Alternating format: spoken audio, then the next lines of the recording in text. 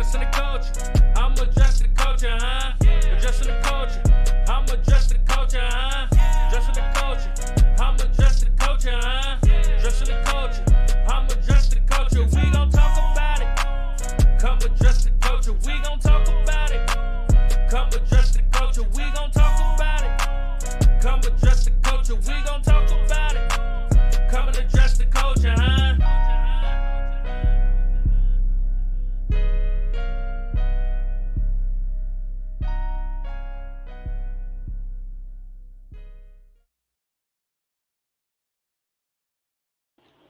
Brick by brick, you usually get Big Wall, but tonight is just P.stock. Big Wall got the night off, and we got another great Address the Culture show. Welcome to all the viewers. You know, we're still covering the Hawaiian martial arts and has the flow of the martial arts from Asia through Hawaii into the States. So we have generals, we have some regular faces on that, you know, we're glad to always have back in to spin the block, but we got some new faces. We love the perspectives. We love the angles, you know, and everybody's story. And this is what Address the Culture is for, to get this information to the culture. And before we get into it, I do want to say rest in peace. Last Sunday, we lost DJ K. Slay, you know, the street sweepers. You know, it was crazy. He's 55 years old. He succumbed to COVID, apparently. And it's amazing, you know, because this summer he was on fire with, he had the record. It was like 45 minutes long with 100 MCs on one record. It was this historical stuff. He was doing 50 before that, 25 before that. So K. Slay went out on top, always, you know, leading the hip hop brands and leading the music community. And, you know, that's a big loss for the hip hop community.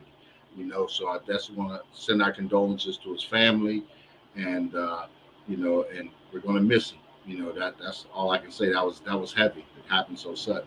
Okay, so definitely we're going to get into Address the Culture. We're going to jump out. We're going to take a quick break, pay some bills. We're going to come back with our man DARREN TIBON. You know, he's been our tour guide through the whole thing. You know, Legacy 9 is coming up September the 3rd. You know, in Las Vegas, Circus. You definitely want to be on point. You know, definitely want to tap in. Check out the episodes. You know, we have Adam James coming through tonight. You know, we check out his episode.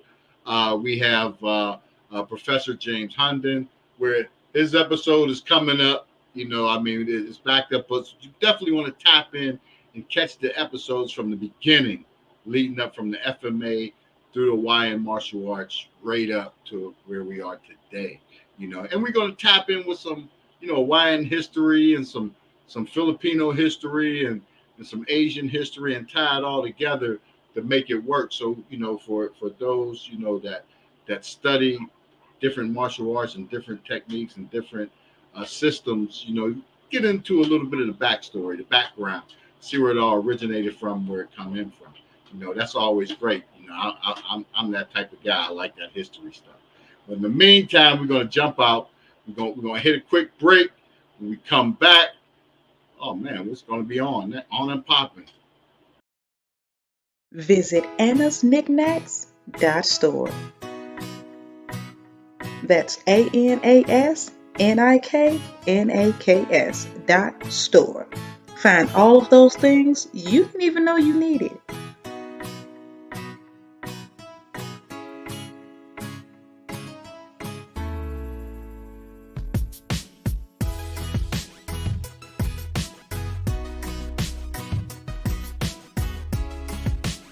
AnnasKnickknacks.store.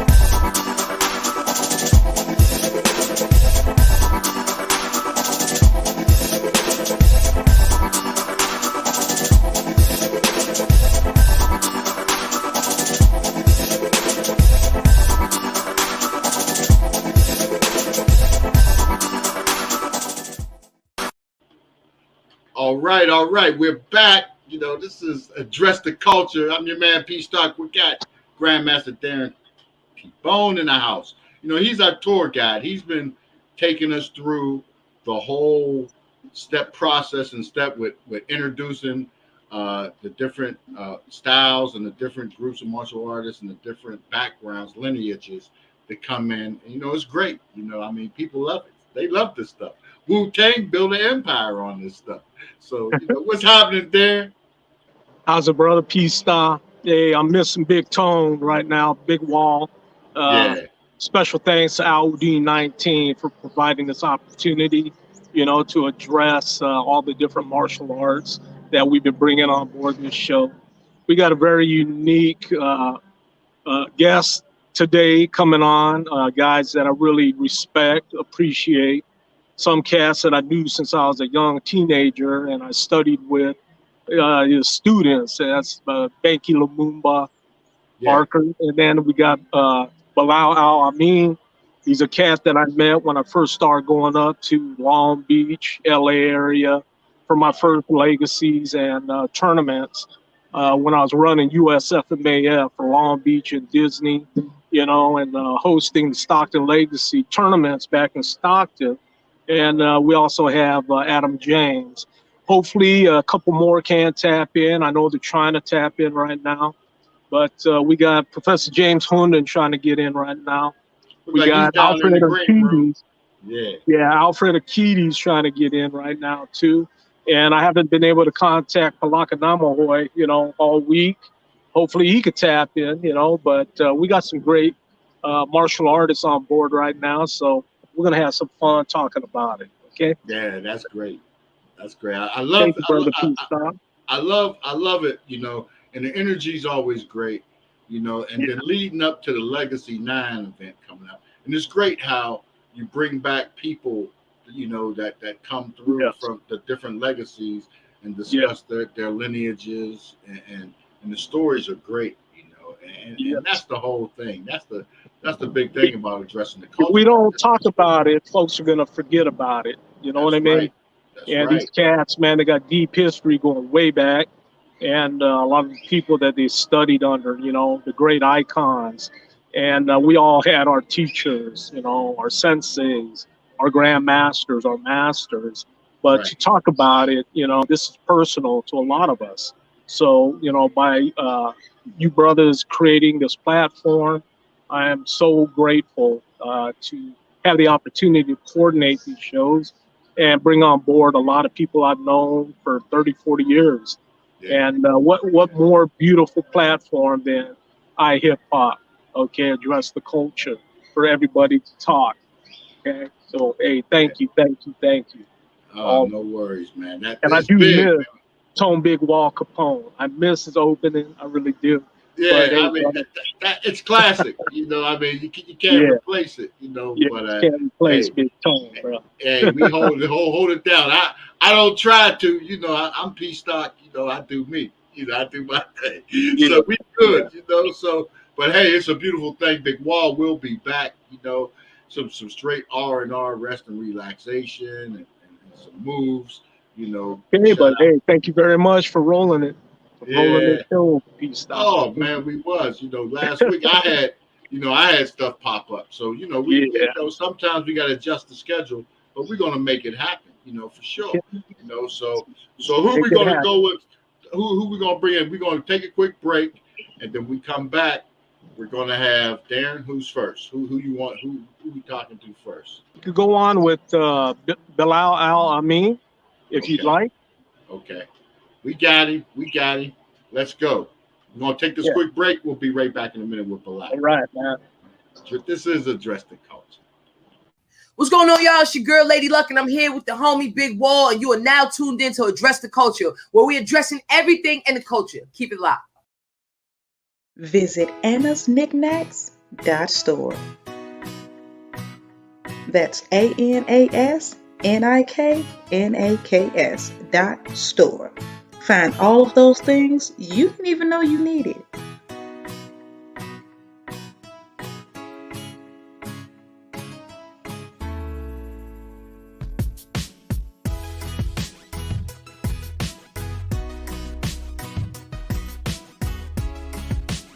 and us knickknacks got stored. December of 2016, that's the last time we saw. We did an intervention tape. And the intervention would show more detail about what was going on, how Jocelyn looked. She didn't look like herself. She looked like she had lost around she weighed about 90 pounds. And Jocelyn was roughly average about 120, somewhere like that. Wow. She looked totally different. And it really tore my heart up to see my daughter look that way. You think you've heard the truth. You think you know it all. But you haven't heard anything until you hear Tim Savage's side of the story. On the next Let's Talk with Bigg and Lizette, we sit down with Timothy Savage, Joycelyn's father, to get his side of the story. Be sure to tune in. Is there anything you want to say to your daughter? Yeah. One thing I want to say to my daughter. All right, we are back with Darren Tibon and Bilal Al'AMin. This is Addressing. Hey, what's up? What's going on? Man, what's happening? Sorry, I'm constantly texting, man. I have to apologize to you guys. I'm constantly texting people. Oh, okay. Hey, you want to give us some camera? Give us some. So we want to see you. Doing it again? Yeah, doing it again. We're looking at half of you. Man, I got this cheap camera, man. I don't know how to adjust this thing. All I can do is move this up and down. Let me move this forward and slide it to the side to see if that happens. Just gotta go the opposite way. There it is. Just your feet. I gotta move. Yeah, there you go. There you go. Sit back. Let's get my whole head. There we go. All right. That's the best I can do, brothers. All right. Go on, brother. You got it. Now y'all clearly see the gap in my teeth. Hey, that's good. We addressing the culture, brother. So, hey, glad to have you on the platform. Darren told us so much about you. And oh yeah, let me tell you how I first met Darren. Okay. Okay. I was with Kid Jason's organization. So a kid came up to me and says, we got this guy, he's having problems with these other people. So I'm gonna send you to go protect him. I said, okay, cool. I said, well, who is it? He says, Darren. His name is Darren Tibon. He's got one of the best stick fighting organizations in the country. We want to make sure he's safe. I said, okay, cool. So the next day I go to Long Beach, I see Darren walking up the way. Now he's a big brother, right? But his son is just as big as him. And then he's got his ward with him. And I'm looking at him like, this motherfucker need to protect me. Hey, he ain't got no problems. Ain't nobody gonna mess with this brother. We've been friends ever since, man. That's great. It's a good time, bro. Oh, yeah. You introduced me to a lot of good dudes. Some of them are with us. Can you name off some of these guys that you first introduced me to? Well, Brian Bray was one of them. He was my mentor, actually. And I really miss him because, the funny thing about him was when I was running the dojo on 43rd, he'd treat me like I was a white belt. He'd walk in, clean this up. Move that mat over there. I'm like, wait a minute, whose school is this? But every time he talked, I listened because he was older than me. He came up in the 50s, like around 1955 and up, bro. I'm like, that's like, I was born in 55. I'm 66 now. So every time he opened his mouth, I always listened because he was an elder, Yeah. But I did notice that a lot of people around him did not see him like that. And sometimes I had to check a couple people, like, you know what, that's your elder, dude. You need to shut the hell up. You know? But he taught me a lot about organization. He taught me a lot about how to run a dojo, because I'm pretty much was a street guy. I was just doing it by, doing it by ear pretty much. But he organized me very well. Yes. The one thing that and also Grandmaster Hugh McDonald. You remember him? McDonald, tough. Yeah, he was good. Good dude. He was his thing with me, he would always get me in a joint lock. And I don't care what the situation was, I always tried to avoid it. But somehow he'd get me in that joint lock as a way of greeting me. Like, how you doing? Hey, come on. Why you gotta keep doing that, bro? Like he's testing you, huh? Keep testing. Yeah, Grandmaster Peterson, Big Cat. He's actually one of those guys that learned how to fight with the screamer. He learned his screamer in combat in Philippines. Yeah, Well, he told me. He occupied told me that. Philippines. He slipped up in there and fought with them brothers. Mm. But Yeah. you won't really want to mess with him with a stick. Yeah, not even a twig, dude. But, you know, the people that you're mentioning, you know, they had a lot of influence with a lot of the movie actors too, bro, and some professional fighters, Right. you know, and kicking back with them, it was an honor to get to kick back and listen to their history, their stories. You know, these guys, they had a lot of them, bro. A lot of them, bro. I mean, you could sit there for 2 or 3 days and you'd be in heaven because you get all these fables and these stories. Yeah. Brian Bray told me one time, because he used to hang out with Bruce Lee. They said Bruce Lee didn't hang out with too many people, but he did. He liked the Asians and the brothers a lot. Yes. He hung out with them a lot. He said they would go to any Chinese restaurant. If one is upstairs, they walk up, you know, one step at a time. No, Bruce take them 2, 3 at a time. Bam, bam, bam. Yeah. I said, really? He said, yeah, man. Our nickname for him was that crazy Chinaman. That crazy Chinaman. Yeah, so he told me a lot of Bruce Lee stories. He actually hung out real tough with Bruce. I mean, he knew the man very well. Mm. Yeah, but that's one of them. But you remember we were talking about the guy was talking about he was fighting a lot of the BKF guys. You know how the BKF guys like to fight, right? Yeah. Well, I got a funny story about that. Yeah. Under the dojo on 43rd, this guy named Barry Gordy ran a school over here in Inglewood, and that's where Alvin Crowder and them was, right? Yes. Yes. Well, I met Crowder. We had got an invite from we had got a request from John Claude Van Damme. He wanted to come spar. Wow. Yeah. So I said, yeah, we can do that. I mean, I wasn't probably going to be there, but then I made time because I'm like, you know what, we can really spar with Claude Van Damme. I want to see how good he is. So, hello, we good? Yeah, we're here. We're good. Okay. Yeah. So basically, Barry Gordy found out. He spread the word, man. Dude, BKF guys I had never met or seen before just showed up. Cut off geese. You know how we used to wear the cut off frayed geese and stuff, the raggedy little geese and stuff. Yeah. I mean, they dressed to fight, right? Yeah. So it was like 15 or 20 of us. So we standing outside in our geese waiting. Limousine pulls up, stops right in front of us. The window goes down eye level. You see a pair of eyes. The window goes up. The limousine leaves. I mean, you think about it, man. You a white dude. You going into the middle. You go to 43rd. They're like in the middle of the hood, and you saw 15 black belts, and they all brothers. They're all rough looking, and they wearing these frayed belts. I'm imagining he was like, "Oh hell no, I'm not going up in there." So his limousine took off, huh? Oh, his limousine took off. I mean, it was like he stopped. Window went then, down. You see a pair of eyes. The window go back up. Said, I can't hang here. I can't hang here. And I was looking forward to fighting. Because it's amazing. A lot of the stories, and we hear, you know, the interactions with Bruce Lee, you know, with people, you know, in the hoods and everything else, and just the actors and Van Damme and those guys. Because wasn't Van Damme the one that got beat up by the bodyguard? They said the bodyguard. Was it him or Wesley Snipes? I think it was Wesley Snipes got beat up by the bodyguard. Wesley did? Yeah, because I know that's how he got into martial arts. So somebody handled him real good. Wow. He started hiring guys like Steve Muhammad and them to teach him. Yeah. Wow. But you know, he's got skills. I fought him. He's got skills. Yeah. Fought Wesley? Yeah, he's got skills.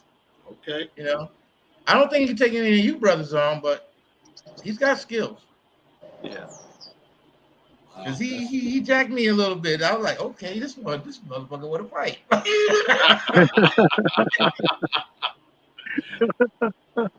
Yeah, but he's a good guy. If you get to talk to him, he's a really humble guy. I think they screwed him over in Hollywood, you know, with that Blade thing.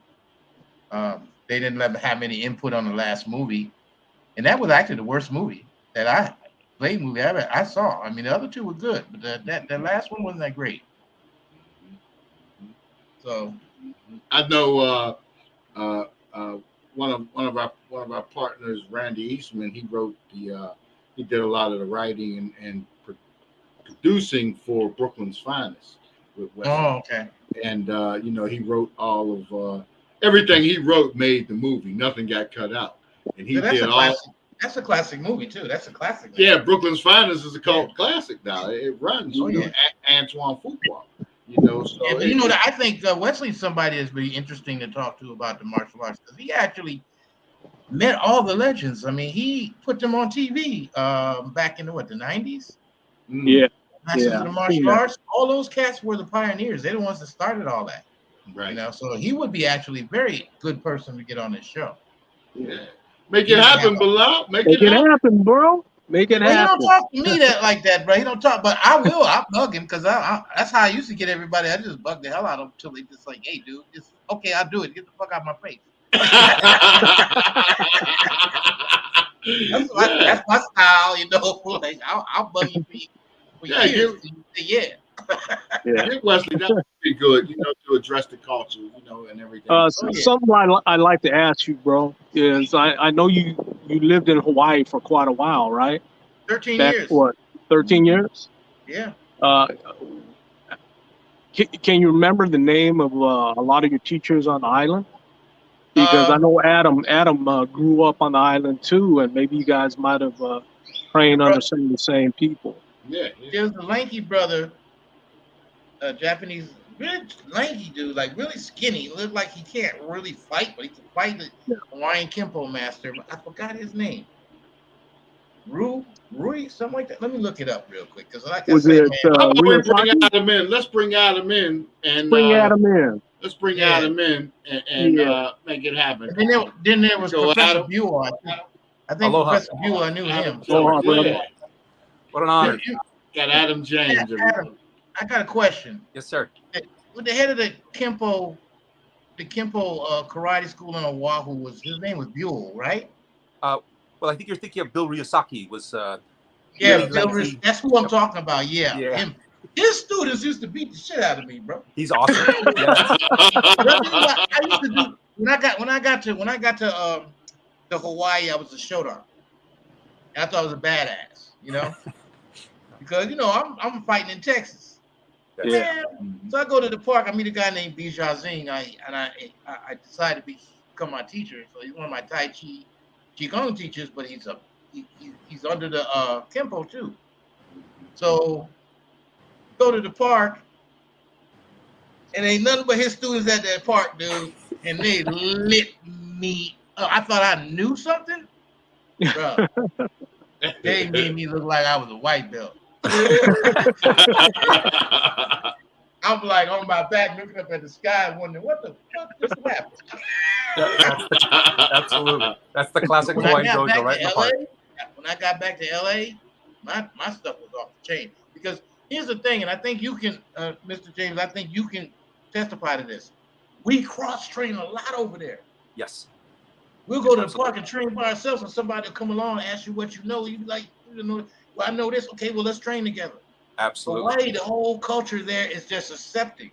It ain't my style is better than yours. Your style is better than mine. It's let's train together. Exactly. Yes. And then you get your ass whooped, you learn something. Let's train. Yes. Yes. That's called training, right? That's right. But that's called training. It's just totally different than from here, where everybody's like guarding their fiefdom. Exactly. Truckers don't care about that. They go out and tell you, train with a Salat guy. Yes. See how he fights, so you can defend yourself against him. You know? For sure. So my martial arts was off the chain when I got back, dude. I was doing stuff like looking at the tip of swords and making it circle.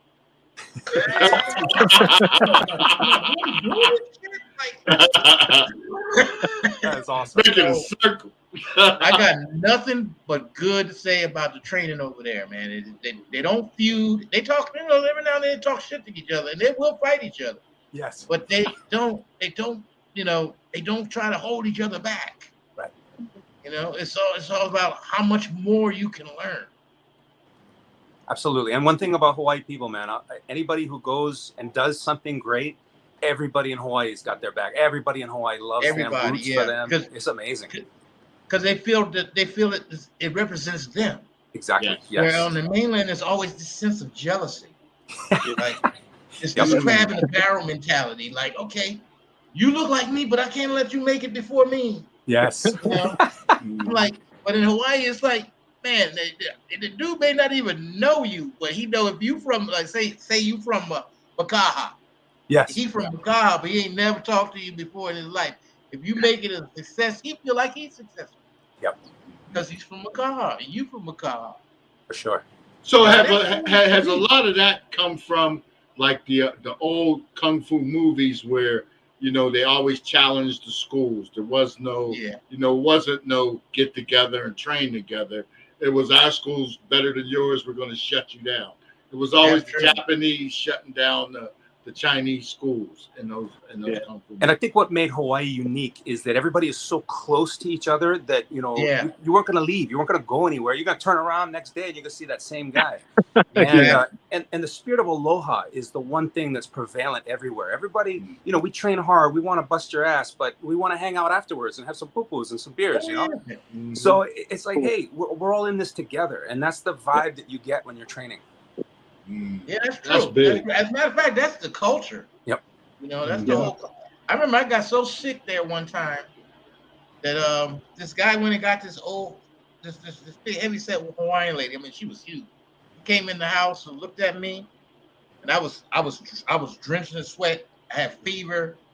She took she stripped me naked, bro. Ran a cold shower, put me in that cold shower. Yes. And then fixed me some food, made me go to sleep. I woke up the next day, my fever was broke, everything. And she was like, no, boy, take your clothes off. No, you take it. What do you mean? No, be shy, I'm cold. Like, that's right. Ain't nothing I ever seen before. That's right. She'd say that. Her name was Aunt Ma. She lived in Makaha at the, there was these apartments that was on the beach. I'm telling you, man, it's been so long, my memory is terrible. But there was these apartments that right on the coast, right on the beach. She lived in those I lived in the same apartments as her. And I had never met her before, but the young man saw me sick. He knew exactly who to run to get. Yes. Well, that's much love right there. I'll tell you, you know, that's having aloha, man. I mean, yes, it's like ingrained in them. And here's the thing else I like about Hawaii. If they don't like you, they don't like you. Yep. So you know where you stand. Amen. But if they love you, bro. Yep. They're gonna let you know one way or the other. Absolutely. You know, one way or the other, and you can be comfortable with that because they're gonna let you know. Yep. You know. I love training over there. I love fighting over there. When I started winning, then I started realizing, okay, my skill level's going up. But for about 2 or 3 years, I wasn't winning nothing. Well, I want to say, you know, that comes back to the Kaji Kempo roots right there. What you were talking about, the cross training, you know, the Kaji Kempo pioneers were the ones that really spurred that by saying, let's get together and train and create this new art that's truly unique and special. And that original Black Belt Society, you know, they deserve a lot of our respect for what they did because that set the tone, you know. It did. Yep. I agree. I agree with you 100%. I actually did when I first year I got there, I went to the Palama settlement as a kind of a personal pilgrimage. Yes. You know, just to go and just look at the old place where Matosi and those guys taught. Yes. And it was like you could actually feel their spirit, though.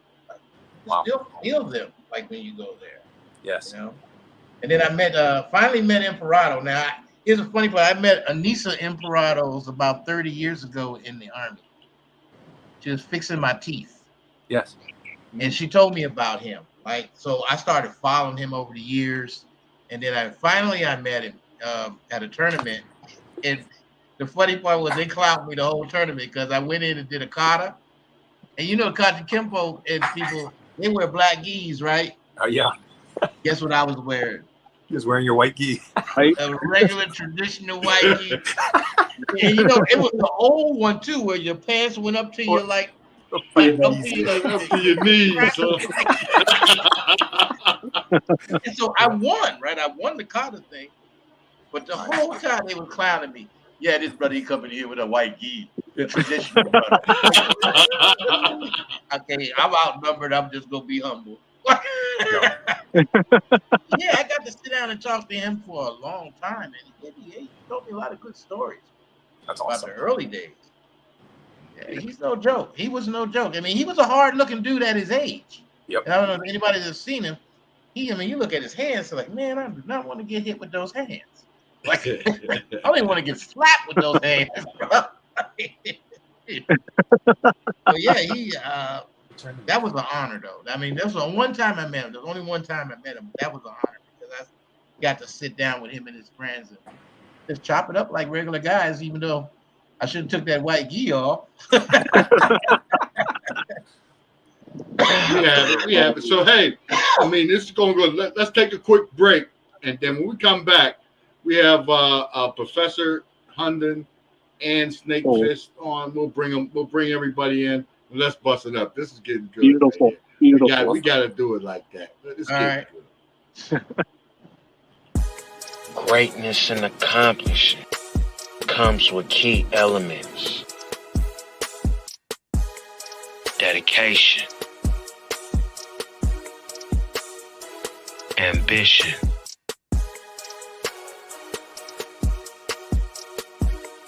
and sacrifice.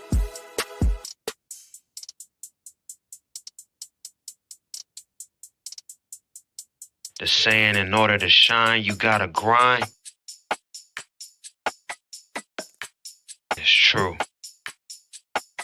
Success is not for the weak-hearted. Take on your next challenge. We'll punchers chance bourbon and toast to the lavish life. Visit AnnasKnickknacks.store. That's AnnasKnickknacks.store. Find all of those things you didn't even know you needed.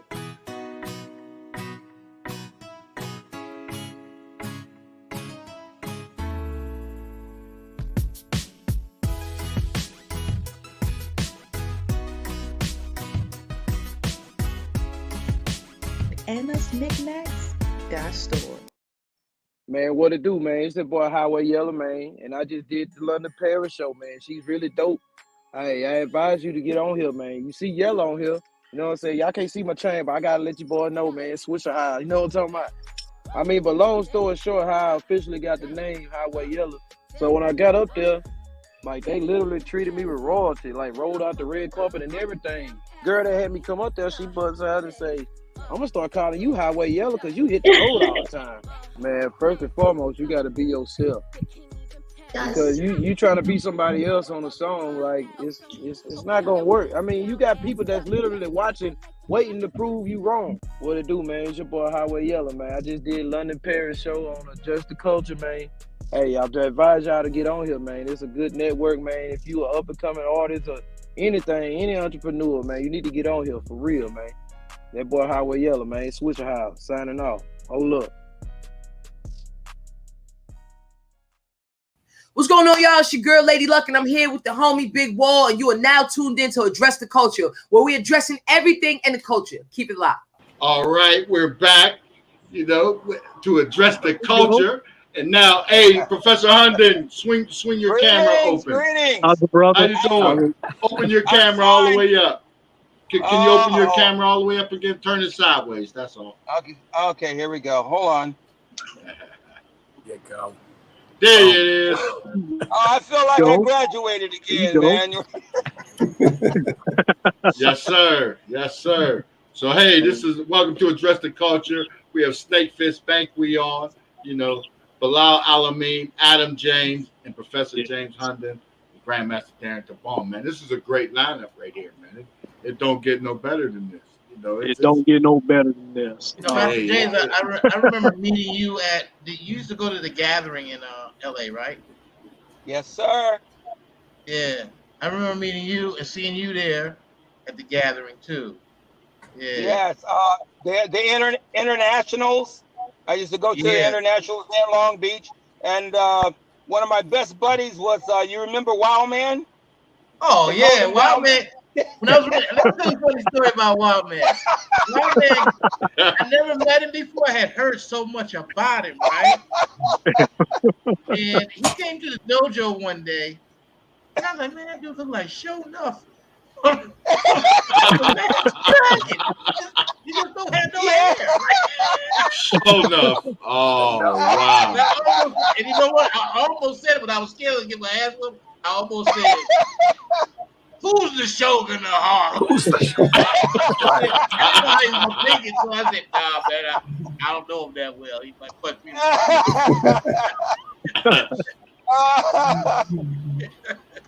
Yeah, man, that was my buddy, man. We met at the internationals, man, and watching BKF and Grandmaster Sanders, man, Grandmaster Muhammad now. I got a chance to see him fight. I got a chance to see him do some katas. And that man was so fast, man. I was like, oh my, I couldn't believe it. I couldn't believe Muhammad, right? Yes. Yeah. I got a story about him too. When I first met him, he punched me in my stomach, but he didn't really punch me in my stomach. He came that close and my spine started hurting. Wow. I was like, you ain't never got to worry about me pissing you off at all.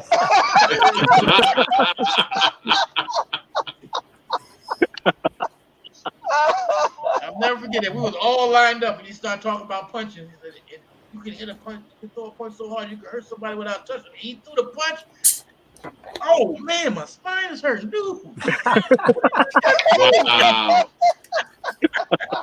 Wow. That reminds me of a really funny story. If I can, I'll share with you guys. I remember Bob Wall told me when he first came to Los Angeles and he met Al Doversola, who was from Hawaii. He came up to the mainland to teach Okinawan Te. And Bob said he walked into the guy's dojo and he said, I'm going to challenge you to a fight. He'd been going around all over challenging any master of martial arts to a fight. And he walked into Doversola's school and he said, I want to challenge you. And Doversola said, there's the mat. And he said he walked out on the mat with Doversola. He got ready to, and Doversola put a front kick through him so hard, Bob said he could feel his foot hitting his spine inside of him. Yeah. Bob got up and said, I'm going to take lessons from you. That's how it goes, huh? Yep. That's how it goes. That's how it goes. The mentality, it was like the Wild Wild West back then, you know? Yep. Like I believe everybody wanted to beat everybody up, and then after everybody got beat up, everybody went out drinking. That's right. You know I'm gonna get you back for that kick to the head that you did. Okay, we have SNAKEFIST BANQUI. You're quiet, SNAKEFIST. To tell everybody about your background, your story. Oh yeah, man. Hello, everybody. Hello. How's it going? Well, I'm gonna give you a quick synopsis. 1966, I went to Korea for 18 months, and I was on the front line on the DMZ, and our unit was half Korean and half Americans. And so we get up in the morning, we're doing jumping jacks and side straddle hopping, all that bullshit. The Koreans over there, they doing this, they punching. And so I told my buddy, I said, these motherfuckers over here training to fight. What are we doing? And so I went over and asked us, me and a friend of mine, we were slap boxing, right? This little short Korean sergeant come up and say, you have a Tung Su? I didn't know what the hell he was talking about. I'd only been there a couple of months. I didn't know what Tung Su was. I said, yeah, I did Tung Su. I thought he wanted to slap box. He had combat boots on, bro. He kicked me on one side of my body, across the top, down the other side. I must have followed him around for 2 months before he take me to train. And so he took me down to meet the master. And so to make a long story short, I ended up getting, this in 1966, and I ended up getting a red belt. And so I came back to the States, and then I went to Vietnam. And while I was in Vietnam, I was a machine gun on the helicopter. We were flying in a train, and that's where the Koreans were stationed. And so I trained with the Koreans again in Vietnam. So when I came home from Vietnam, I started fighting in tournaments. And this was later on. This was like in 70, 74, 75. And I was the green belt state champion. Right? I thought I was a little tough. I was in in the club one night in the health club, and I was doing my kicks over this bench, and this guy with these big eyes, about 6'3", walked by and said, "Keep your arms in when you kick." I looked at him, I said, "Well, what the hell is he?" And a couple of times this happened, you know, and I asked him, I said, "Who is this guy, man?" He said, he teaches Chinese Kempo, and he don't charge people, you know. He have to invite you. I said, "What?" And so I went and asked him one time, I said, "I hear you teach martial art." He said, "Well, do you belong to a school?" I said, "No." He said, would you like to, he invited me, he said, "Would you like to come by my school?" I said, "Sure." I went by his school, we exercised and everything. I looked around the room, and it was just white and yellow belts. I'm green belt state champion, right? And he asked me if I wanted to spar. I said, "Well, you have any intermediate or senior students?" He said, "I think they can handle themselves."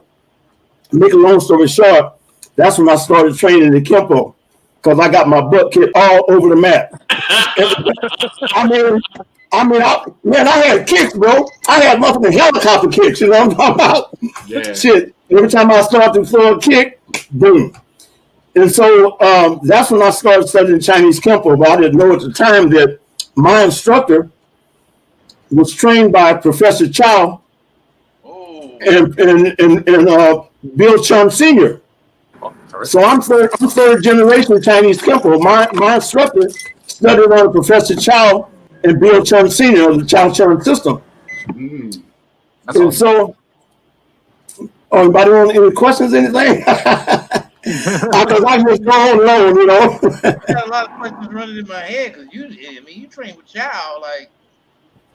Yeah, well, I'm 77. I'll be 78 next year, you know. And so 78, bro. Yeah, man, shit. You know, I'm blessed. I'm blessed, brother. Yeah. Mm-hmm. Oh man. I'm youngster compared to you, brother. well, yeah, you guys, you was talking about the BKF. Those are some of my best friends, man. You remember Big John Brown? Big John Brown was a Brown. We fought forever. But all the BKF. Oh, you never met him? Well, he was a good brother, man. He died sometime, but he was what you call a Joe Bear, man. And in fact, when I was a brown belt in 1979, we only had 4 guys from Northern California, and we needed one other guy to fight with us. And so Big John Brown fought with us, and we won the brown belt championship. And then he was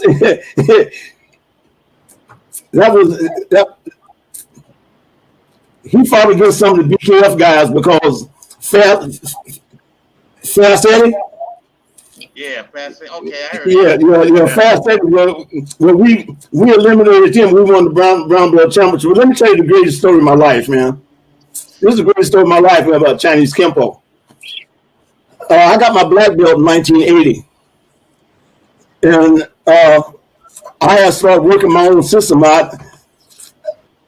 I teach African dance, and it's all about the snake or Dambala. And so you learn how to move your body like a snake, and you flow, and you learn how to use gene power. Like snakes have three types of locomotion, and one of them, striking power, is that they don't prepare to strike. It's like a lot of people throw a punch, but in our system, we don't throw a punch, we let one go. Oh. You see? Yeah, we let one go because we're using our whole body.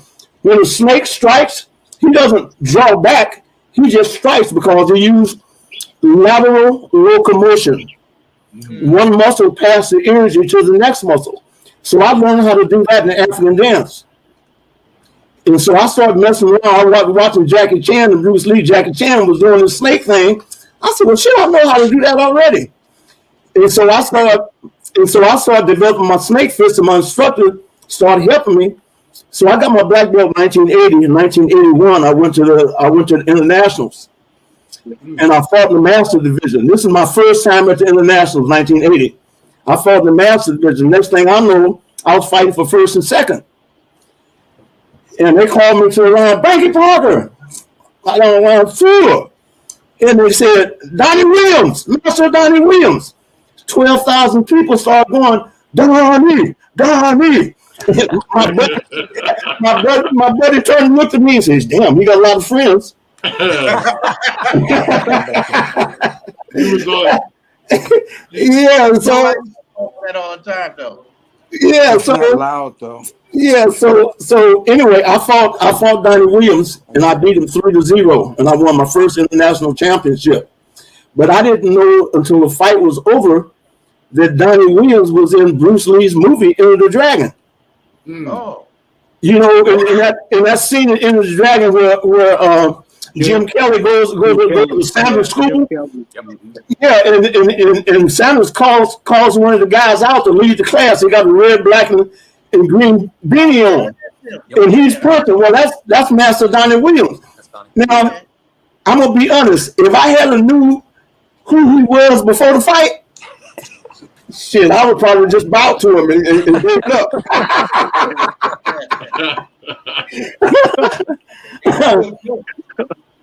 So, yeah, man. So I can talk a little bit about the hard style training in Chinese Kempo. Before, when you start training with Professor Chow, Professor William K.S. Chow, they call him the Professor Thunderbolt. Yeah. He's a creator of Chinese Kempo. Ed Parker was a brown belt.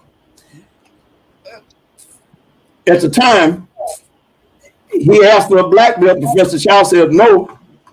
One time I was at a tournament in Ringo,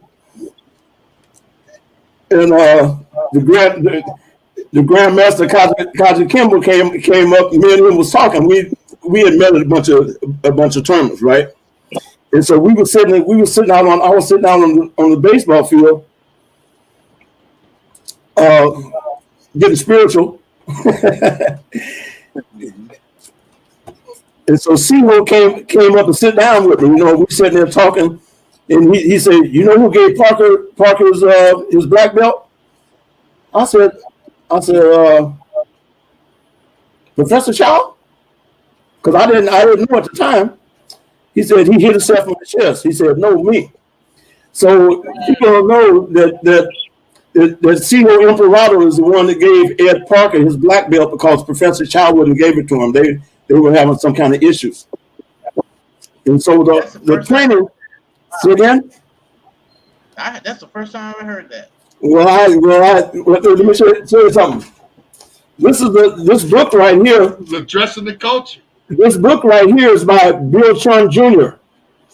All the stories I'm telling are in this book. You see that? You see that? Yeah. The Chow Chun method. And I got it. There's on the back. That's Professor Chow, and that's great grandmaster. No, that's great grandmaster Bill Chun Sr. And so we have to train old school style. My instructor taught for free in an old garage on a mat that he made by hand, an 8x10 mat that he hand stitched. So when you came into the dojo, there was two bags.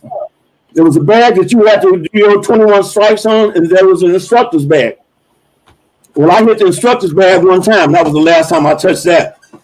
I'm serious. I mean, it was like concrete, bro. And one thing that Professor Chow was famous for was his hand conditioning. So if you look at my knuckles, that comes from the Chinese Kempo conditioning, hand conditioning. And so that was one of the basic things. And after you spent 2.5 to 3 years learning the hard style, then you start learning the soft style.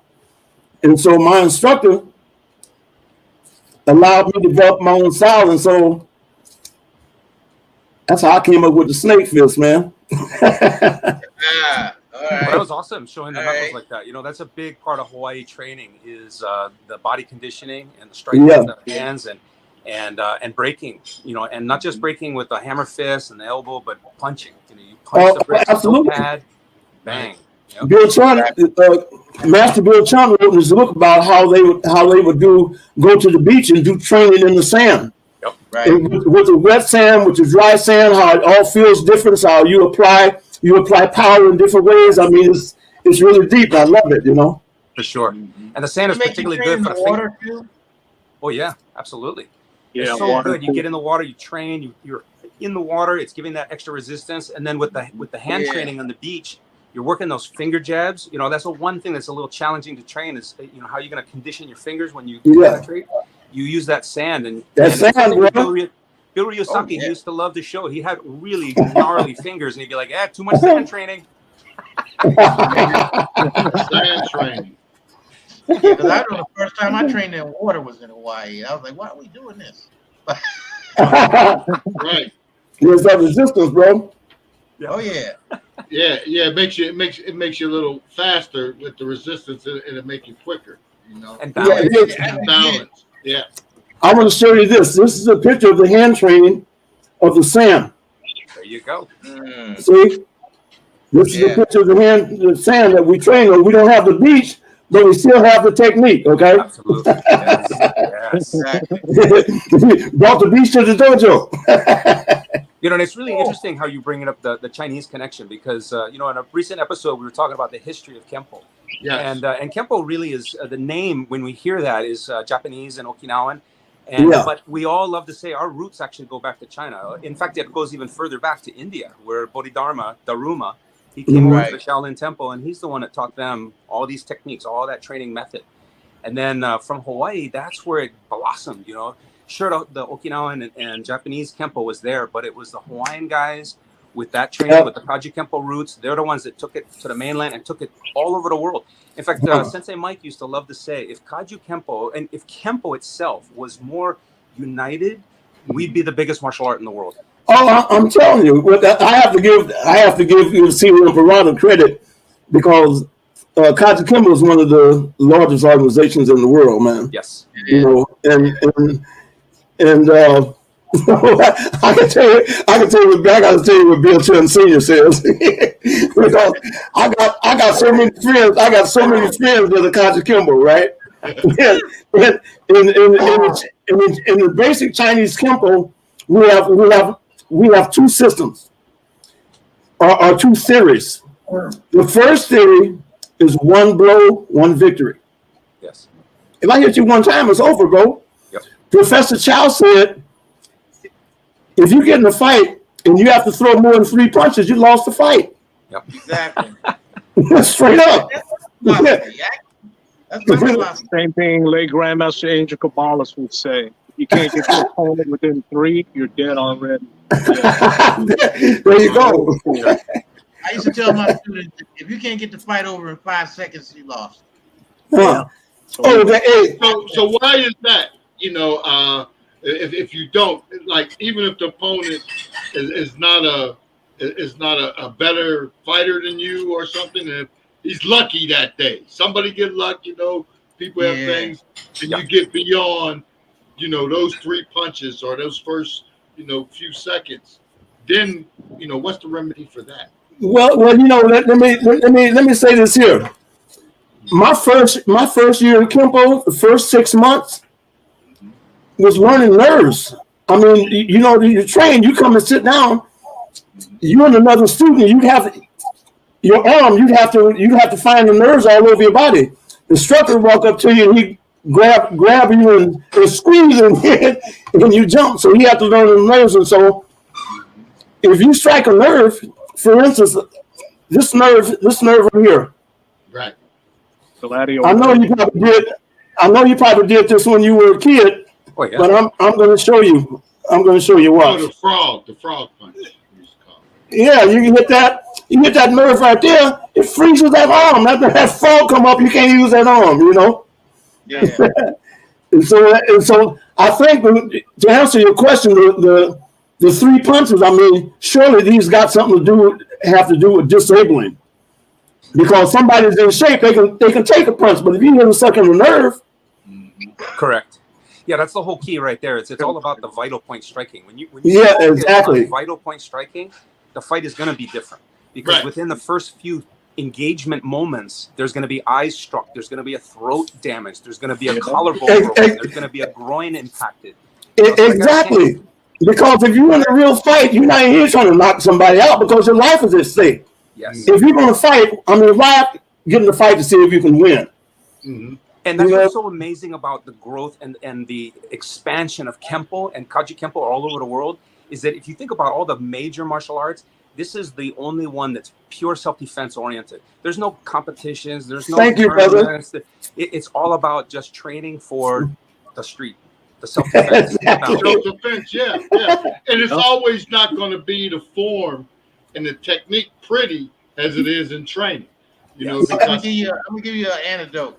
I got in a bar fight when I was in the Army. So I hit the guy over the head with a bottle and knocked him out, right?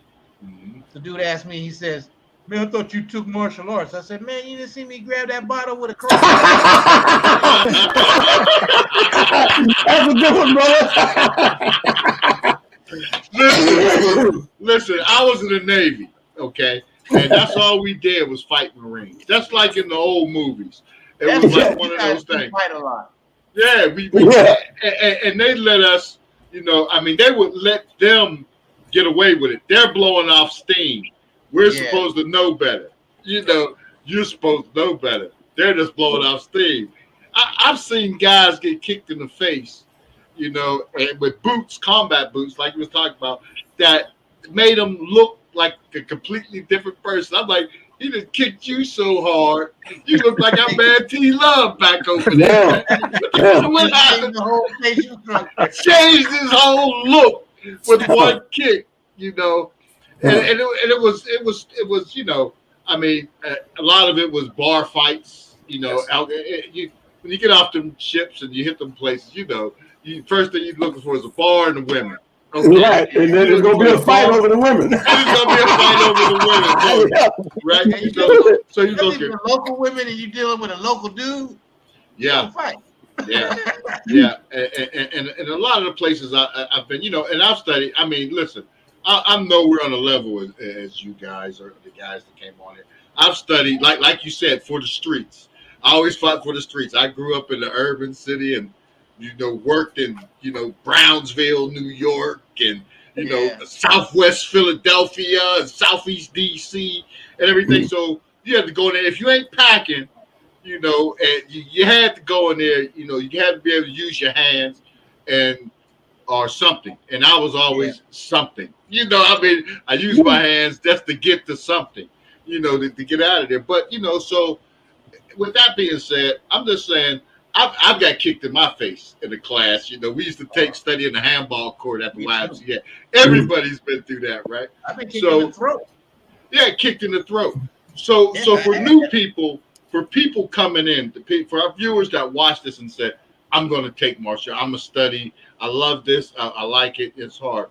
You know, let them know. Give them the thing that, you know, to train hard, but you're going to take some shots because people are thin-skinned these days. Especially with the kids. Those like Adam and everybody that runs schools and dojo and Darren, I don't know how you do, especially with the younger kids, because the parents, you got to fight the parents to train the kids these days. You know? So, I have more problem with the parents than the kids, bro. You raised a really good point, man. And I want to bring up a point here that I'm old school. When we fought back in the 70s at the International, we fought on the concrete floor with these.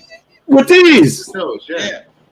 I remember watching Alan Nelson from Casco's hit a dude with an underpunch, and he turned blue on the floor, ruptured his spleen. They had to come in and do surgery on him right there on the floor, man. Yeah. You know, as they was taking him out, they was opening them up. You know. Yeah, and so what the point is that tournament fighting and all of these gloves and all this equipment is running technique, bro. I mean, that's just that from what going through the years I'm watching. Technique is the run out the window. Yeah. Yeah, because what happens a lot of times with these guys, you spend all that time sparring. What you're really doing is creating a neural connection, a muscle memory connection, where your body is not going to go for the eyes and the throat and the groin and the collarbone and get behind the guy and go for the back of the head. Instead, you're just trying to throw a good old right and left. And so, good point. You fight like you practice. Exactly. Yeah. As Bruce Lee said that, didn't he?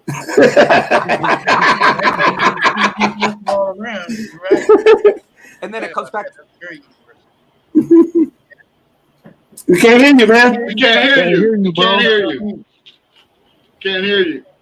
Yeah, we can't hear you. Oh, well, anyway, Darren, I want to speak on me meeting Angel Caballos, your great grandmaster. Please. Well, yeah, I was a brown belt in 1976, and there was a big gang problem in Stockton. I mean, Stockton Caliphas. I mean, it was gangs all the way to Manteca. I mean, little 13, 14-year-old kids. There was a gang. I was a juvenile counselor. There was a gang called Little Unity. They killed one of the girls in their gang and left her in the ditch, man. Yeah. And so this gang, it was going so bad. And so Hank De La Vega came down from Los Angeles, and he came up with an idea to start a county-wide program with martial arts as the foundation. Yeah. And everybody thought he was crazy. He said, "You're going to teach martial arts to these gangsters?" But what his theory was, it was called the Youth Involvement Project, and he got federal funding. We set up sites all over San Joaquin County and all the cities in San Joaquin County. And they were all under the auspices of the Youth Involvement Project. We all they trained together individually, and Angel was one of the instructors. That's when I first met Angel Caballos in 1976. Yeah. In fact, he taught me rock and block. I mean, at the time I was creating my SNAKEFIST. I was doing a lot of Chisao, and Angel helped me out. I mean, I got to tell you, the best hands in martial arts, I'm biased. Kempo Salas and the Screamer Salas got the best hands, man.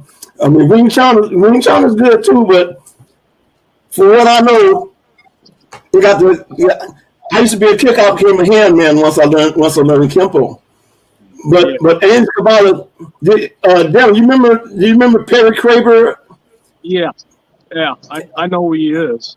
Okay. I explained that era. I know who he is. And Jim, what was Jim's name? Jim Tukaskus? Damn, I can't remember his name. Jim Tucosta. Yeah. They were sidekicks right there. Those were some Angels favorite students. I was practicing with those guys. Yeah, Perry's living in Sacramento. Oh, Perry Kraber. Yeah, Perry Kraber. He's in Sacramento. Oh, is that right? Yeah. What you told me he became a minister or something? That wasn't Perry, was it? No, I don't believe. Oh, okay. Okay. That was late Grandmaster Leo Fong. That was the minister. Oh yeah, I know. Leo Fong. I always post a bunch of pictures of my food on Facebook, and he tried to get me. Leo for years tried to get me to write down all my recipes. He was gonna edit the book and create a book for me and recipes. I could never get into it. Oh man, great man, great man. Now, I believe his funeral was yesterday. Yeah, his funeral was yesterday. Oh, it was yesterday? It was yesterday. Leo Fong? His funeral Leo was Fong, yeah. How long he died? What? Like he died a month ago? Yes. I believe it was coronavirus. Matter of fact, Adam James, Legacy 2, Leo, and Adam James, they presented at Legacy 2 Long Beach. Oh, okay. And the unique thing about late Grandmaster Leo Fong is he showed how late Grandmaster Angel Caballos' footwork, how he took it and applied it to his Wei Kune Do. And it was beautiful watching him and Adam work. I really enjoyed that very much. And before he passed away, I've had the opportunity to talk with them and set up interviews with them with Claudio Morelli. in Legacy World interviews. But yeah, Jim Leo, he was a great man. Yeah, man, he had a lot of knowledge, man. I mean, just a lot of knowledge. For sure. Wide, he had an opportunity to work with so many great martial artists, and he was very close with Bill Chun, and Bill Chun Sr. And he met, obviously he knew Angel very well. And one thing that he used to say to me about Angel Caballas was, he said the two greatest martial artists he ever knew were Bruce Lee and Angel Caballas. He said Angel was every bit as good as Bruce. He said Angel was spectacular. And what made Angel really unique and special, Leo would tell me, was his organization. He said the way he organized and structured the curriculum, it made it easy to teach. It made it easy to learn. It made it easy to put it inside here. So you're not thinking when you do it. It just comes out, right? Like earlier you saying, you just let it out. You just let it go. Well, you know, Angel lived in the Filipino Center downtown Stockton. Part of his legend is that some guys tried to rob him one night. Saw this old man walking down the street on his cane, and they were rob Angel. You know the rest of the story. We put that cane on him. I'll share a story with you that's very close, brother, and GM of Serrata Eskrima is Brother Sultanuddin. You know, what a lot of people got to understand, when Brother Sultanuddin went to the Philippines in 92 and 93, I believe, in front of the Society of Grand Masters, guys like Tatang Ilustrísimo, Shuk Galarga, Grandmaster Mina, and many more, the minute Sultanuddin demonstrated the art, the first thing they said was, Bizan. So that's a beautiful thing. What? Say that again. What did you say? Brother Sultanuddin went back to the Philippines and demonstrated in front of the Society of Grand Masters. And when he did, they said, Bizan. They recognized the movement from Angel's teacher. People got to understand, when late Grandmaster Angel left in 1939, he was 23 years old when he hit the United States. He was very young, but he was also known for challenging famous Escrimador in the Philippines too, but he was known by that, by the Society of Grand Masters, okay? Wow. But anyway, that's how beautiful Serrata Eskrima is and how authentic it is, going back to Felicissimo Bizan. But the only one that ever got to bring the art of Serrata Eskrima as taught by the Grandmaster Angel Caballas is Brother Sultanuddin. And he's the one that took it back to the Philippines and demonstrated in front of this society of very well-known GMs today that are passed away. But when they witnessed him demonstrate the art, that's the first thing they said. You recognize it? Bizan, yes. Yeah. So is Serrata Eskrima authentic, going back to the Philippines, as taught to Angel by Felicissimo Bizan? Yes, it is. How many of us Serrata masters had that opportunity? You know, back then I was only 26, 27 years old. Sultanuddin was very young, you know, when he went in the mid-90s. So, you know, it makes me feel good that one of Angel's master students got to demonstrate Kabbalah Serrata in the Philippines, and it was recognized by that Society of Grand Masters as Bizan. Wow. Only Grand Master, and he demoed as the student, the master student of the late Grandmaster Angel Caballas, who was known in the Philippines, okay? But they recognized the system of Bizan, okay? So, you know, that's very important history for a lot of people. Serrata Eskrima enthusiasts, practitioners, to understand that, yes, the art was recognized. I have a question, because it's something I never knew, but always wondered. Because, like I said, when I first met Angel, that was the first that I learned. Well, my grandmother married a Filipino, so I've eaten fish head soup, so I know the culture, right? I went one time and I was at my grandma's house. I opened the pot and the fish looked at me, man. Seagull, brother. That's called seagull. What's it called? Seagull soup. Oh, okay. Seagull. Yeah. But my question is that was the first time I even knew of Filipino stick fighting. And so what I wonder is later on, it seemed like years later, these Kali masters just looked like they came out of the woodwork. So Darren, can you tell me a little bit about Kali and how that relates to Serrata and Filipino stick fighting?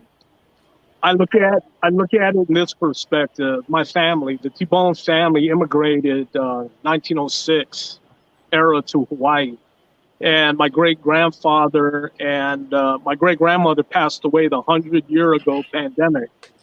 When my great grandpa came here, all my family knew of Filipino martial arts was Eskrima. And talking to the late Grandmaster Angel Caballas, that's all he ever referred to it as Eskrima. So I just know Eskrima because I heard it from my elders since I was a little kid, and my GM, Angel Caballas.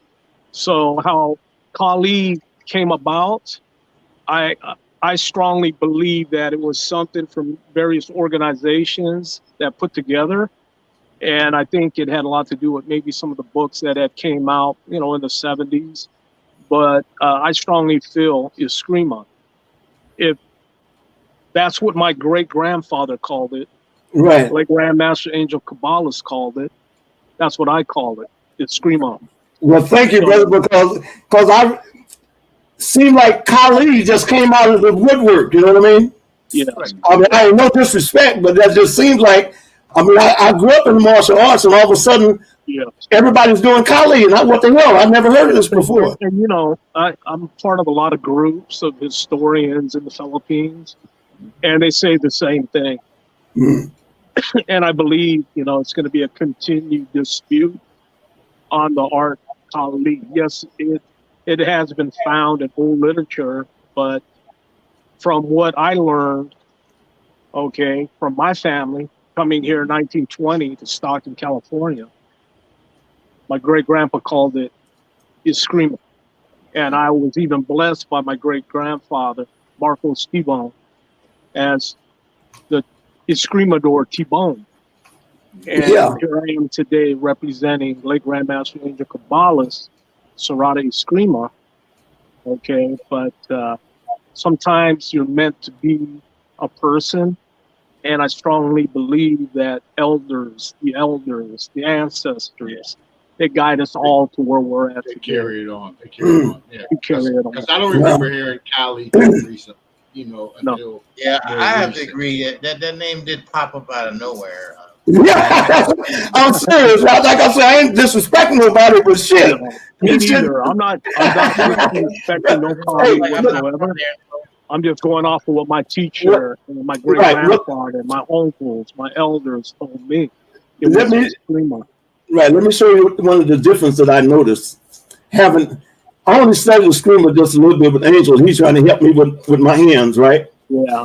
But the thing that I noticed in the Eskrima is the sharp inside moves. Yes. And Kali is a bunch of broad sweeping moves. If you get inside of that, he's a dead man, You study under late Grandmaster Angel Caballas. He called it Caballas C-hand. C-hand. And you understand what I'm saying. The trapping, C-hand. Yeah. Very similar to Wing Chun. I see a lot of people doing it, but the difference is Angel would catch and lock the trap. Yeah. Where you see a lot of people passing and slap blocking. Angel was about to grasp, take total control as soon as your opponent. And so it's not the basic thing of lock and block? Is that part of that basic right there? Yes. Okay. Lock and block teaches one to counter left and right. Instead of stick on stick, lock and block is spadiadaga. It taught you how to counter left and right. It also taught you how to control your opponent hand on hand, left or right. That's Kabbalah Sarada Sihan, which is built on locks, blocking, locking, all of it. So, you know, when you look at Kabbalah Sarada Sihan, it looks very similar to a lot of jiu-jitsu. Okay? A lot of the countering system looks a lot like Wing Chun, from what I've analyzed. But, you know, when you get into the jiu-jitsu, Professor James HUNDON is a guy you want to talk to. He's one of the late Grandmaster Wally J's foremost students. Oh, small circle, huh? James HUNDON, yes. Yeah. Small circle jiu-jitsu. Yeah. So, Brother James, you want to talk about? Come on, late James. Grandmaster Wally J? Look at all you cats on this today. It's beautiful. Okay. Well, again, I met Grandmaster Wally J in the mid 70s, about around 70, 75, 76. Yeah. And as from the last time I was on here, I explained that one of my students that I was training at the time had asked me if I knew anything about small circle jiu-jitsu, and I said no, I didn't. Just like a lot of us doing that early time in the 70s, Bruce made quite an impression on a lot of us. So I was in the garage with a couple of original students from Bruce before it was called Jeet Kune Do, which was June Fun, early on. And so we used to do a lot of garage training. But when I met Grandmaster J, my student said, "Hey, he teaches down at the College of Alameda." So I went down to the College of Alameda to meet him, and we started talking, you know. And he said, "Okay," he says, "Yeah," he said, "this guy's name was James Littles," and he says, "Yeah, James has told me a lot about you." He says, "Yeah, I do small circle jiu-jitsu and da-da-da-da." And I was, you know, I had already been competing, of course, you know, through the years of the 70s. And, you know, he went into his hip twist for a throw. And I did a hip twist based on what I had learned from the early June Fun. He said, "Yeah, that's just like my throw." And so we went on, because I had came to a point where I started to realize everything doesn't call for a kick or a punch. That, you know, you start punching and kicking, but I started looking, well, if I'm in a tuxedo or if I'm in a suit or I'm out or my buddy's drunk or da-da-da, I don't want to just bust him in the mouth with a back fist and a roundhouse kick, you know? So that's the. Oh, you froze, bro. Oh, he back. He locked me. He locked me up, and I was reaching for him and stuff like that. And the only thing I was like, I can't. And so I was, you know, he really had me dancing. And so when he stopped, he says, "You know what this proved?" I said, "What, sir?" He says, "Pain makes believers." Yeah. But you know, it was so effortless. It was so effortless, and how he did what he did. I was very fortunate to be around him doing that development of small circle jiu-jitsu before it got popular. And I did the first book with him, which was called Dynamic Small Circle. Yes. And I think that book is out of print now. Some people are they're selling it. You can find it periodically, but it's out of print right now. But that's pretty much how I got started. Then we started traveling together, and we used to demonstrate as the father and son team. So I never forget we were in New York doing a demonstration, and what would happen? We would do a demo, and then I would turn around and enter in a tournament, because it's usually a combination of two. So we would be like the halftime, middle part show. So I never will forget that we were. They introduced Grandmaster J. Grandmaster J came out, you know, and they said, and here's his son, Jim HUNDON, right? So I come out. So everybody's looking at me because Grandmaster Jay was Hawaiian Chinese. Yep. So I come out and, I do what I was doing. He throw me around and we do what we did. So after the demonstration, a couple of ladies came up to Grandmaster Jay, says, "That's your son?" And Grandmaster said, "Yes, that's my son." He said, "Well, he looks nothing like you." And Grandmaster Jay turned around and said, "That's because he looks a lot like his mother." It's a good thing to say the bottom half was right and the top half was wrong. He was quite a jokester, man. He was quite a jokester. But I was with him for 35 years. Oh, wow. Even when I moved to New York for 8 years, when I was there with Doc Powell and Sophie Littlejohn and some of them. When Grandmaster Jay was coming out to the East Coast, he would call me and we would travel up to see Dillman and some of the other people where they were having tournaments and so forth and so on. And it was just great. And then I moved back and yeah, that's how it was. But what happened? Grandmaster Jay had spent some time with Bruce. All right, so Bruce had looked at Grandmaster Jay as a father figure. So he would go, he would come to the house periodically. I just missed meeting Bruce maybe about 2 years.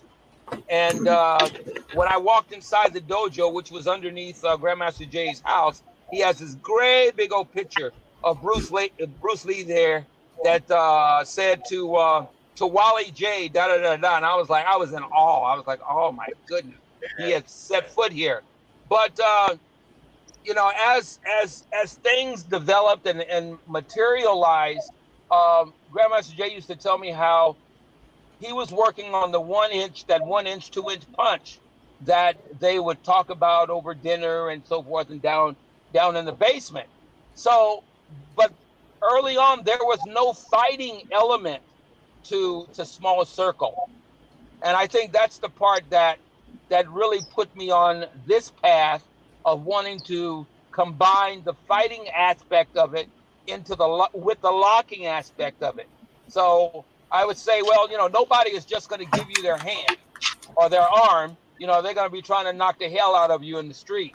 So that's where understanding, some boxing fundamentals. I mean, I got my first black belt in Chinese Kempo, which was under Ed Parker's system. Pardon me? No, go ahead. You're yeah. So I just started working on that. And like I said, I was the only one in that time that had competed on the karate circuit, and I just kept developing, and that's how I came up with small circle Ju-Trap boxing, which encompasses small circle jiu-jitsu. It encompasses Grandmaster Tibon, Sarada, Eskrima. It puts a little bit of everything that I've done, even some of the East Coast stuff, working with Dr. Powell. And that was another group out there. They didn't play either. They would jack you up. Oh, that's talking about Moses Powell. Yeah, he's a legend. Yes. But I would give nothing for my journey, because that 8 years that I was there in New York, under Sophie Littlejohn and Doc Powell and Professor Crossan, Robert Crossan, it was just, these are all legends too. It was just awesome. Yes, I was. The plus for me was reading about these guys in the '60s in Karate Illustrated and Karate Magazine. And seeing a picture on Black Belt Magazine of Dr. Powell. He was like 300 pounds doing that one finger rollout, and then finally getting to New York and actually seeing him do that, I was like, oh. He's like 300 pounds too. Oh, yeah. Oh, okay. He was close again, man. You just put that lock on you. Blowing him up. He's getting blown up. Hey, I want to speak on when we bring up jiu-jitsu. I want to clear the air, okay? because a lot of people. And this is Hawaiian folklore. A lot of people think that Professor Chow got his black belt from Koshiru Kempo, Maitosi. That's not a fact.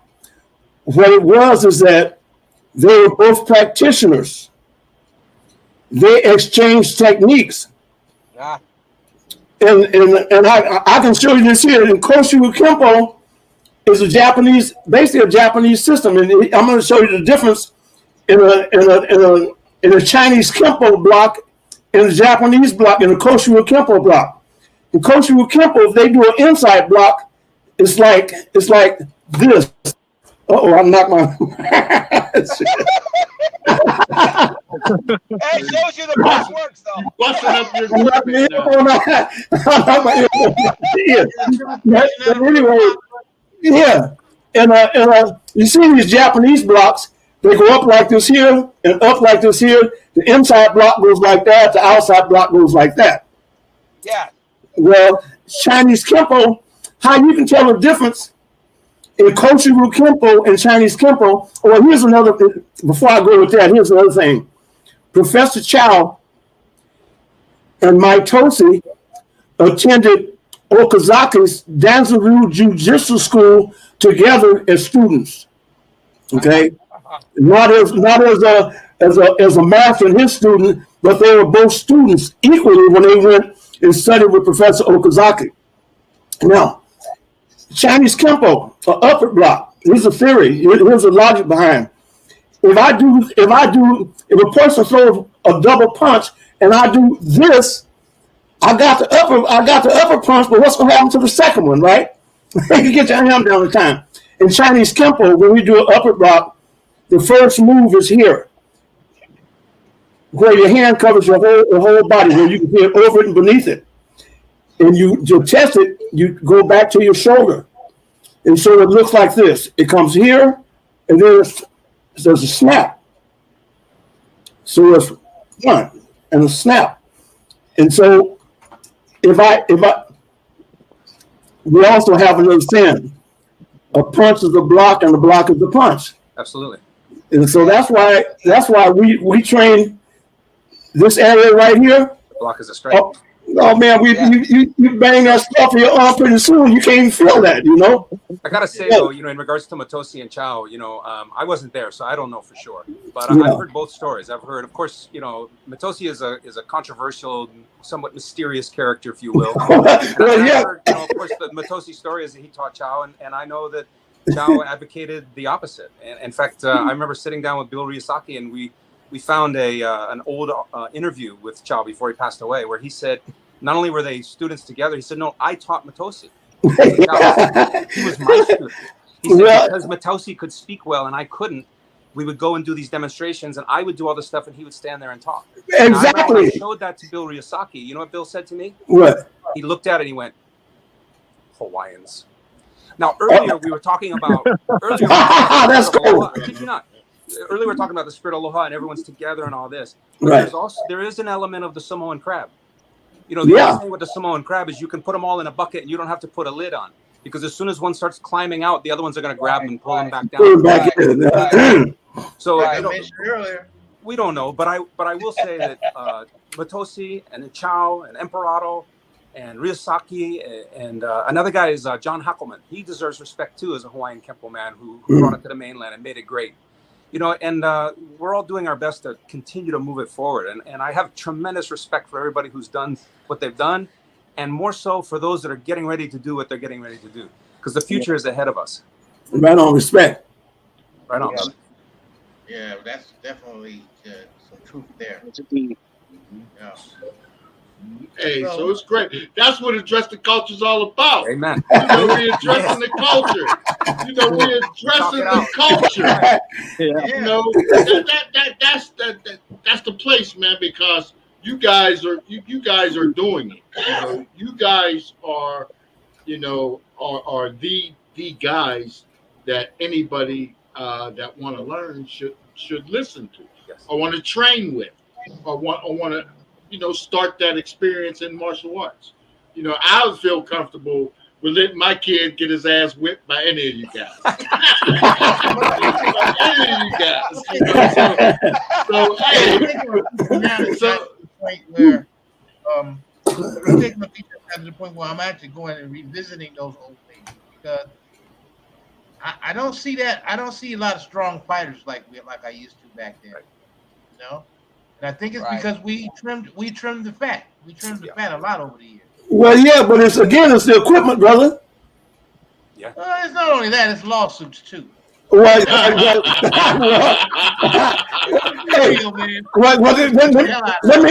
me tell you something. The last quiet room I went to 2 years ago, because I've been hiding from that virus, okay? Because it's looking for me.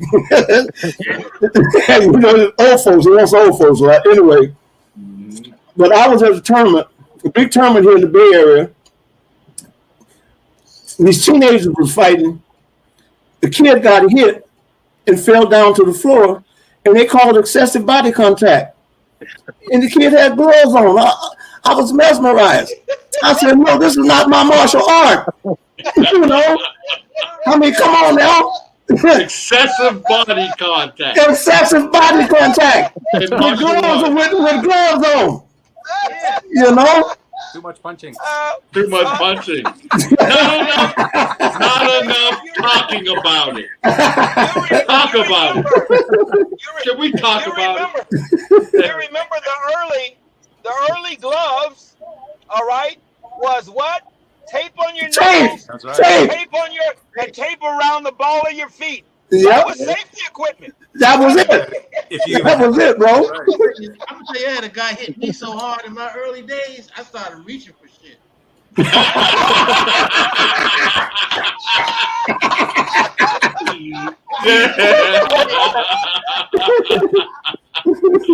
Hey, man, it's beautiful, man. We definitely gotta do this again. You know, address the culture, man. This is what it's for. And, you know, it makes me feel good, man. You guys come out with the stories, and we're addressing the culture, you know, and the viewers are gonna love it. So you definitely want to tap in, subscribe, holler at these guys. And if you're in California anywhere, hey, there's a lot of places to get, a lot of great places to get your ass kicked. Okay? Yeah. So you can go up there and learn some. You know? Hey, I want to thank Grandmaster Darren for bringing me aboard, man. Enough respect, brother.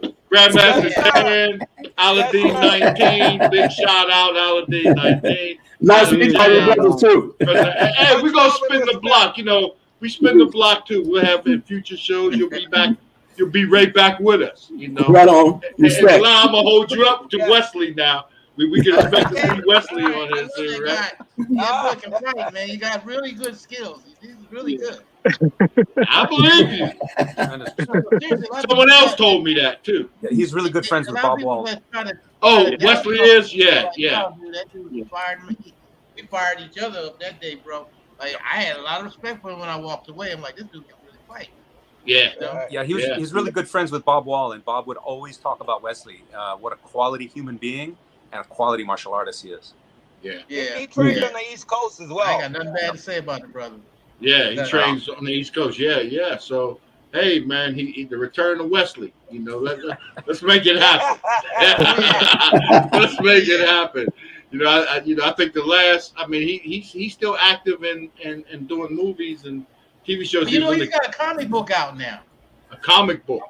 Okay. Yeah, he's doing. He's in the graphic novels now. He got one out. He's got one coming. I forgot the name of it is Exile. Because see, I'm a nerd. Awesome. I'm a martial artist, and I'm a serious black nerd. I'm a blur. Ain't nothing wrong with that. The latest comic books, graphic novels, cartoons, animation. That's me. You know? That's good stuff. Yeah, nerd's a nerd. You know, that's it. Yeah, you know, so I'm a nerd, brother. Hey, beautiful. Hey, fellas. But we're gonna have you back. We're gonna have all you spin the block. You know, we got a lot of stuff going down.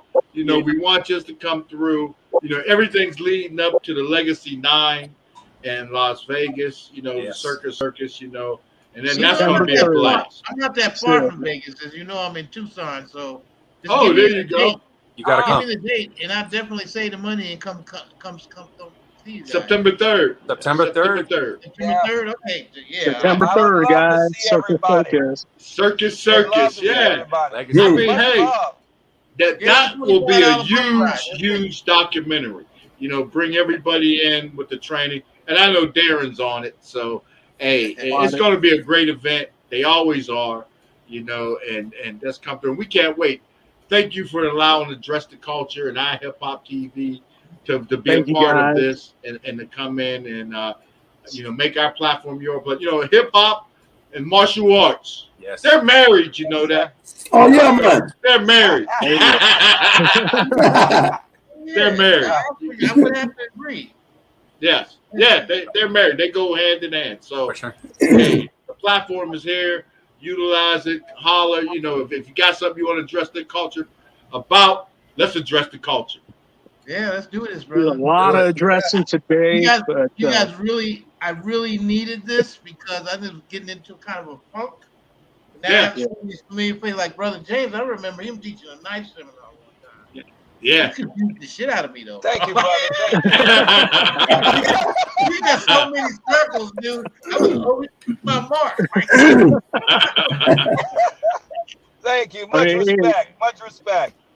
I couldn't ask for all right, Adam.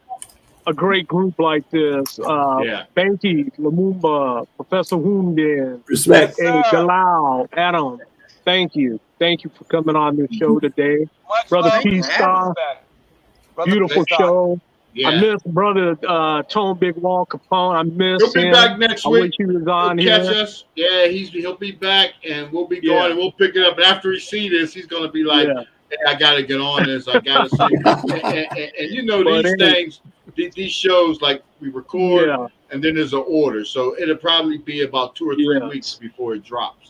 So there'll be time. You'll probably be, as Adam, as Professor Hunt, you'll be back on probably before your first show drops. but somehow that's the way it goes, you know. So that way, hey guys, once it drops, huge shout out to Aludine 19. Aludine 19. Peace and He's the one that helped create this platform, you know, for martial arts, and you know, it's a beautiful thing. We have a lot of shows here. But you guys, man, hey, you made my day. What a great show. And let Alfred know he broke my heart because I really wanted to pick his brain. I really wanted to take his brain. You get a hold of an earth too. You supposed to be his brain. Legacy 9 coming up. You'll be able to get Legacy 9, guys, September 3rd. Oh, yeah. 3rd. All right, my brother. Oh, yeah. Circus. Beautiful show. All right. Thank you, guys. Peace and love. Peace and love, man, every time, you know. Take care, every time. All right. All right, guys.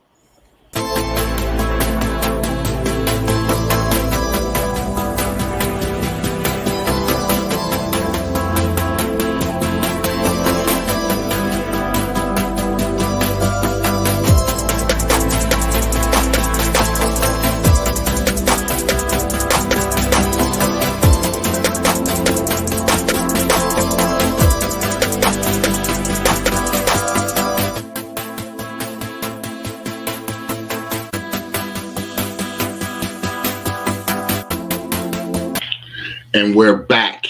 That was a great show. I mean, what can we say? You know, I mean, this show right here, Big Wall missed a good one, but he'll be back next week. And these guys are going to spin the block, you know, and that's what we want to bring to the viewers, you know, authentic, you know, attachment to their art and their cultures. You know, that's the biggest thing that we take away from these episodes with these great martial artists. And big shout out to Darren Tibon, you know, the Grandmaster and Grandmaster Aludine 19. Big shout out, you know, and that's what Address the Culture is. That's what we do. Great show, great energy, funny, man. You're going to enjoy this, you know, forever. You know, watch it. You know, when you subscribe to the site, subscribe to Address the Culture, subscribe to iHipHopTV, share it, like it. These things, that's getting better and better. It's going to get better and better.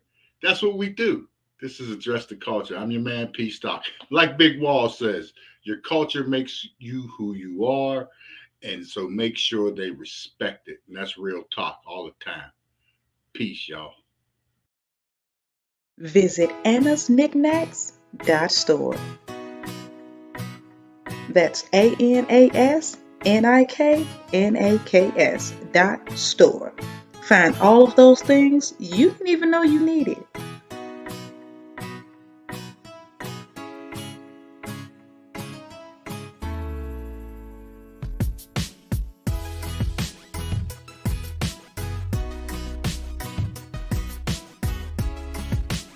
AnnasKnickknacks.store. Do you have a specialty like that you prefer, or is it just like you said, a feeling, just across the board when we talk about the youth? It's a feeling. It's life and a feeling, just everything. I just see everything all in one. Yeah, man. Frank Stickums is my artistry name. Definitely, I've been doing music for a long time. Putting work in the game. I work with my cousin. That's my business partner. My cousin 2K Kemp. We've been doing music we would just make hits. You know, we would just make things that would just bang. You know, and that just win it. I'm doing a lot right now. Right now, I'm in Tony. I'm singing. I'm with Dwayne Wiggins. I'm about to leave with him in 4 days. We got DC. So we about to do DC this weekend coming up. Doing a lot. I have a lot going on, you know. My father's movie I'm working on. Filmo Slim's movie, you know, it's a lot going on. The Vivica Fox move was awesome, thanks to my boy Al Shabazz. He's the one that shot the movie for Vivica and paid him out his pocket. Paid her out of his pocket. I was always making music on the side though, you know. You know, with Bobby Brown. Shout out to Bobby, I just talked to him yesterday. So it's like, it's a lot we got going on. A lot. You know, Yeah. You know. We glad y'all can take time out to come through and let the people know, you know, especially since we talk about y'all so much and push y'all, so for y'all to come through and now people get to see you and get the vibe and the flavor. Yeah, this is me, man. And direct the party's on and off, you know.